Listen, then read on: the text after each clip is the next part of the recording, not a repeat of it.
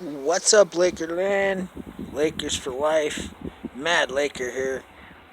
I want to title this video 5 Reasons Why the Lakers Should Be Title Favorites at this point. So, let me go down the list. First of all, I'm going to go with number 1, team chemistry. Okay, what this is this roster is full of players who know each other, who have played with each other and played well with each other. Whether it be Rondo, LeBron, Rondo AD, Rondo McGee, Rondo Cousins, they've all played together and they've played well together. The chemistry alone on this team is going to make this work. You have a point guard who's a pass first, drive to the hoop, as defenses collapse, find an open teammate. LeBron is a facilitator looking to pass first. If not, he'll shove it down the team's throat. Now you have AD and McGee or Cousins in the paint just benefiting from open looks, easy buckets. There's no team in the NBA that's going to deal with Anthony Davis, McGee, or Cousins and LeBron inside the paint. That's too much for anybody. The team chemistry alone works well. And as defenses collapse, you're just literally leaving Danny Green open all day for three-pointers. Okay, that's why it works. It works really well because of chemistry. Unlike a lot of teams that are learning to play together, the Lakers filled their roster up with guys who have already played together. That's going to be huge in the course of the season. So that's your number 1 reason why the Lakers should be favorites to win the title. Number 2, rebounding. As I've stated before, you have Anthony Davis, you have JaVale McGee, and Cousins that are all bigs in the paint. Okay, now granted, McGee and Cousins are going to share time, but that's the potential of 30-plus rebounds a night just in those 3 players. Okay, now add in a LeBron, add in a Rondo, who are both really good rebounders as well. Add in a few from KCP and Caruso and Kuzma, maybe a couple from Tucker, a couple from Dudley. You have the potential to set records on rebounding. Now, how is that important? Well, just think about how many second chance opportunities from rebounds. Think about how many extra possessions come from defensive rebounds. Again, when you're dealing with guys like the Lakers, who literally have a ton of guys who can rebound, it's insane. That's going to be a big problem for any opponent of ours, is defending the paint, defending LeBron, worrying about the 3, and being able to sit back and get rebounds. That's going to be huge. Now, third reason is championship experience. Okay, we have Rondo, Cook, Green, LeBron, and McGee, who all have multiple rings, or at least a ring or multiple rings. That's a lot of championship experience. That's going to come in play when the postseason hits. And you're in a series against a team like the Clippers, who are a young team and only has 1 or 2 guys that have ever really been that deep in the playoffs. That experience is going to matter. Okay, point blank and simple, that experience is going to matter. The 4th reason is hunger. Okay, now I believe Rondo and LeBron are always hungry to win another title. Okay, their stories written about how hungry they are year in and year out on winning titles and winning rings. I'm not saying that McGee and the rest of the guys aren't hungry as well.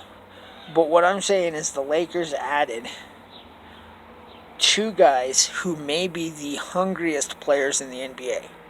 Anthony Davis, who has spent a career in New Orleans, and Cousins, who has spent a career chasing a ring. These 2 have an opportunity to make history or to win their first ring. That kind of hunger alone will push them far above what most players can bring into this paint. Okay, you add in LeBron's consistent hunger, Rondo's consistent hunger, You add in guys that have not won one yet, like KCP, Kuzma, Daniels, Caruso. All of that's going to come in play. But the two big ones are Anthony Davis and Boogie. You get those two players right there are probably the two hungriest players in the NBA. We've got them. So that's going to be huge when it comes down to emotions, when it comes down to playing for something and putting it all on the line. That's going to come in play. Now, the number 5th reason is level of competition. Let's face it, the NBA just came to a two-team race. And that race happens to be in Clippers and Lakers. LA now controls the NBA. Now, people say the Clippers are a better team. They're younger, more athletic, yada, yada, yada. They added Paul George and Leonard. That's going to be massive. But again, those two have never played together. They're going to have to learn to play together. And there's going to be ups and downs to that.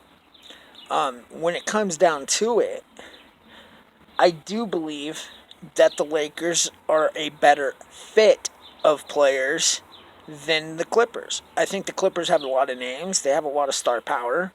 But I think they're young players lacking deep experience.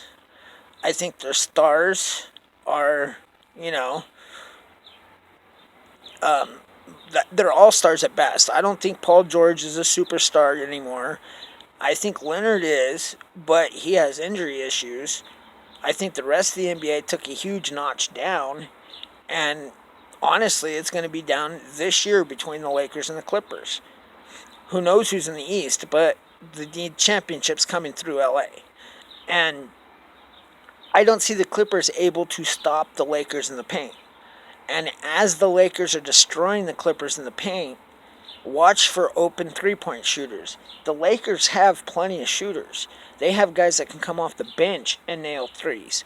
Whether it be Cook, Caruso, KCP, Daniels, Kuzma, Tucker, whether it be, whoever it might be. The Lakers have players that can nail three-pointers coming off the bench. They have players that are extremely talented starting. This is a team that has a great possibility to do great things.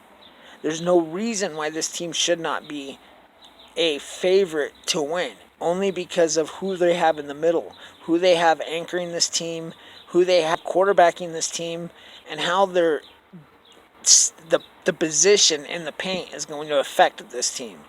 It's going to be insane to watch. Opponents aren't going to know how to stop it. If they play defense inside and collapse, there's going to be open shooters all day long. If they defend the perimeter, there's going to be open buckets in the paint all day long. They're going to have to adjust to LeBron and Rondo taking that ball and shoving it down in the paint. It's going to be fun to watch. So, thanks for watching. Please comment in the box below. I hope you guys liked the video. Subscribe to the channel if you haven't already. Like it, hit that bell for notifications and all that good stuff. Let's go Lakers. Peace.